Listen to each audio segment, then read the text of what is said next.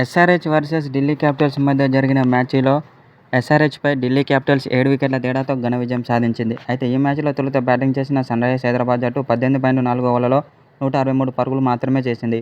అనంతరం లక్ష్య ఛేదనలో బ్యాటింగ్ చేసిన ఢిల్లీ క్యాపిటల్స్ 3 వికెట్లు నష్టపోయి లక్ష్యాన్ని ఛేదించి విజయాన్ని సాధించింది.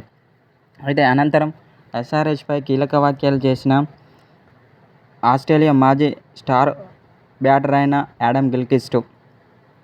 అయితే ఈ మ్యాచ్లో ఎస్ఆర్హెచ్ ఓడిపోవడానికి ముఖ్య కారణం ఎస్ఆర్హెచ్ బ్యాటింగ్ వైఫల్యమని ఆడమ్ గిల్క్రిస్ట్ ఓ సోషల్ మీడియా ద్వారా తెలిపాడు. బౌలింగ్లో పర్వాలేదనిపించినా బ్యాటింగ్లో మాత్రం తేలిపోయారని అన్నాడు.